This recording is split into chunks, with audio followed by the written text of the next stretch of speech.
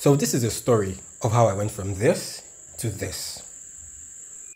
Have you ever been in a situation where you say to yourself, this can't be, it's too good to be true? I'm going to share my experience with you. Not just this one, but every experience I've ever had that's worth telling. Trust me when I tell you I've seen it all and done it all. There's nothing under the sun that's new to me. Well, let's get down to it. There was a point in my life where I had nothing. I was going through a tough time. I was still a student in the university. I wasn't sure of where my next meal would come from. I had been applying for jobs, but I couldn't get any. I had just 1,000 naira left, so I decided to go to the market which was close by so I could buy some food. On my way back from the market, it began to rain. So instead of walking home, I decided to enter a bus. I was thinking deeply halfway through the journey. When I was close to my bus stop, I looked up, and that was when I saw her. That was when I met Linda. Her beauty was perfect.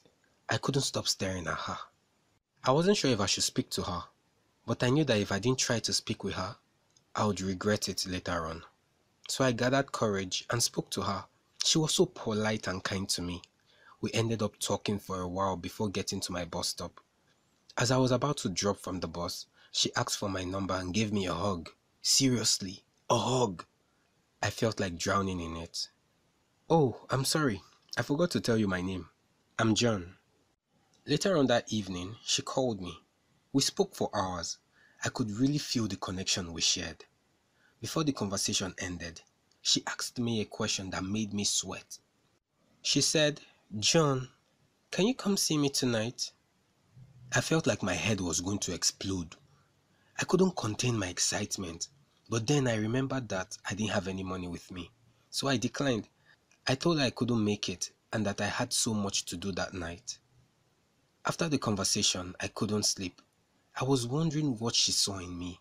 I was eager for the next day to come so I could speak with her. The next day, everything went on as normal. Hunger was bashing me from all sides. The kind of hunger I'm talking about is that type that when it hits you, you won't be able to think straight for a whole day. But before 2 p.m. that day, something amazing happened. I received money from my uncle. I had told him how bad things were going. I was surprised that he sent me 50,000 naira because this particular uncle is the owner of the ward called Stingy. I felt on top of the world. I hadn't heard from Linda all day, so I reached out to her by 4 p.m. She apologized for not calling. She said she had a really busy day. We spoke for a few minutes and then she said to me, John, I'm bored. Will you come and see me today? I cleared my throat and said, send me your address. I'll definitely be there.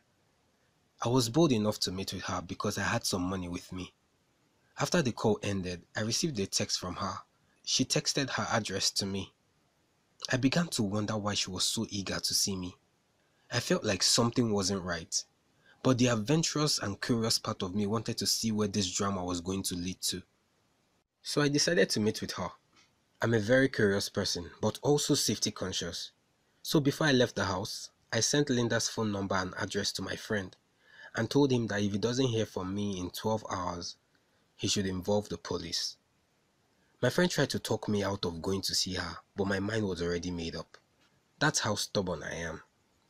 Yeah, so I left for Linda's house. I made sure to carry my ATM card with me so that we could hang out later on. She lived on the outskirts of town. When I got to the building, it looked like no one lived there. So I called her and I was like, hey, I'm at the location you sent me, but I'm not sure anyone lives here. She replied and said, you're at the right place, just come in. Walk down the hallway, you would see me. At that point, I was unsure of everything. I began to question myself. All sorts of horrible thoughts flooded my mind. As I walked down the hallway, it got darker and darker. My heart began to race. I heard footsteps coming from the end of the hallway.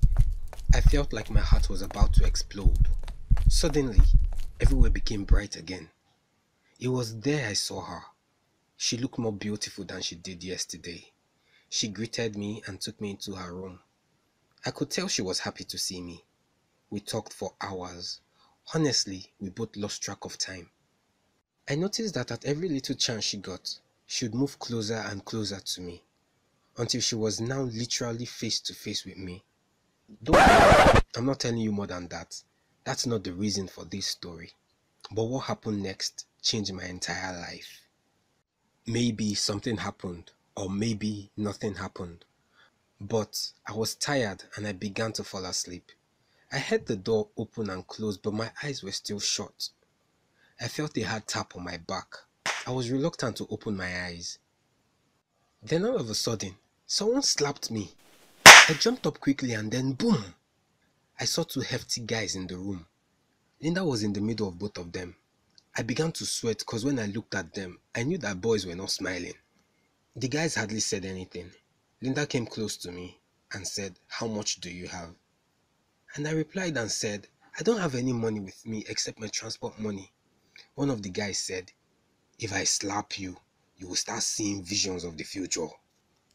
Quickly I apologized and told them I was with my ATM card and I had some money on it. I was hoping they would follow me to the ATM stand by the roadside, and there I would raise an alarm. I was feeling fly and funky because I knew that people would come to my rescue, but I didn't know they had other plans. One of them said, "Bring out your card." And I did. Then out of nowhere, they pulled out a POS machine. At that point, my whole world shattered. I began to cry because I knew what this meant. As life would have it, they made away with the 50,000 naira my uncle sent to me. I ran back home crying. I called the police, and when we got there, we found out that no one actually lived there. I was back to square one, hungry, tired, scared, and above all, I felt like a fool. This is just one of the many experiences I've been through. Don't forget to like and subscribe, and comment on the video. Every like counts. Check out our other videos shown on the screen.